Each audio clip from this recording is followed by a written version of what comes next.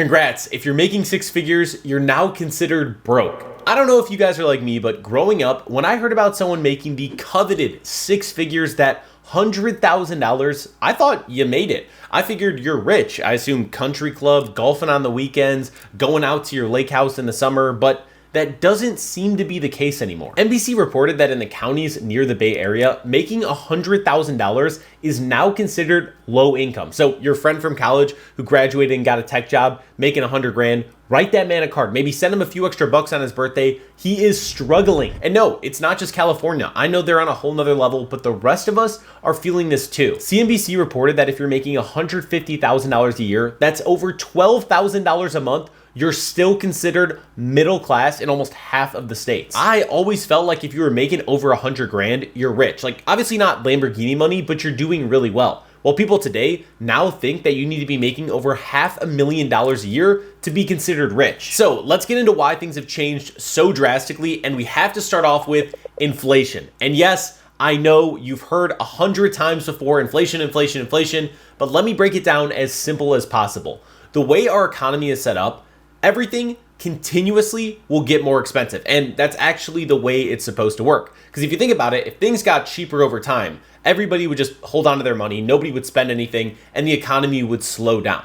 So inflation on its own isn't the problem, but it's when inflation increases a little too quickly. We've all probably heard that inflation has spiked over the past few years, and what can be confusing is that even though inflation has come down from its recent peak, it doesn't mean that things are getting cheaper. Inflation measures the rate at which something is increasing. So if inflation was at 10% and then drops to 5%, all that means is that things will be 5% more expensive next year instead of 10% more expensive. But regardless, everything is still getting more expensive. And in order to keep this all going, wages need to increase at the same level or higher than inflation, or else you're literally losing purchasing power. From 2020 to 2022, this was completely out of whack, but recently, wages have actually been increasing slightly faster than inflation, which is great, but then why do things still feel so unaffordable? Well, that brings us to our second point. The American dream is getting more expensive. Some things are truly getting more expensive even after adjusting for inflation. The big three are healthcare, childcare, housing, and if you're feeling generous, just throw in student loans. Let's focus on housing because that's an expense that we're all gonna have to face one way or another. Since just the year 2000, housing costs have gone up over 65%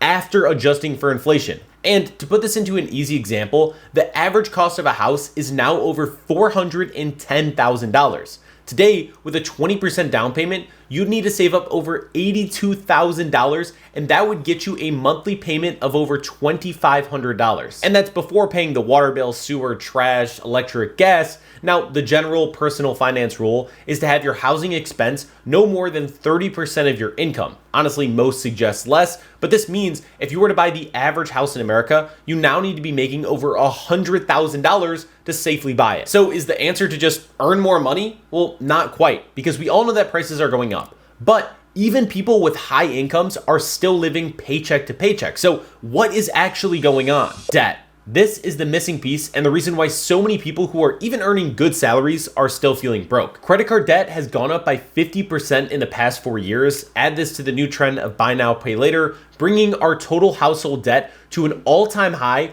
of $18 trillion.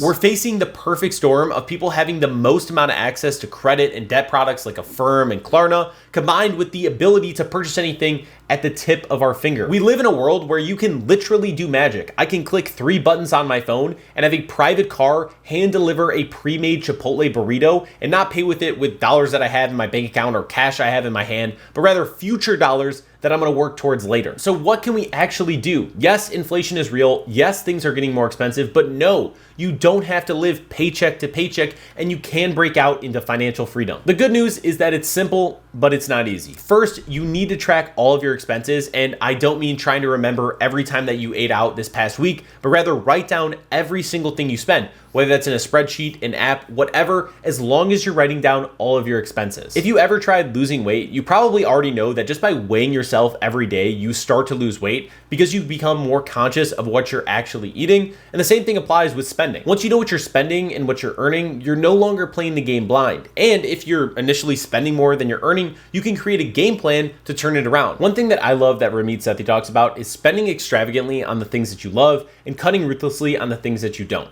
For example, I have extremely affordable rent. I've lived in the same apartment for a couple years. I live in Chicago, and I could probably afford to live in a better building in a better location. But the reality is, I'd probably spend an extra $2,000 to $3,000 a month. For me, I enjoy my apartment. I'm willing to delay the upgrade and save and invest that extra $2,000 to $3,000. And because I'm saving this money and I have a budget, I never feel guilty spending on some overpriced coffee because I know I'm saving money in other places. And that's the freedom and lack of stress that actually tracking your money and controlling your finances allows you. If you guys made it this far, thank you so much for watching. If you liked the video, drop me a like. If you disliked the video, flip your screen around, drop me a dislike, and I'll catch you guys in the next one.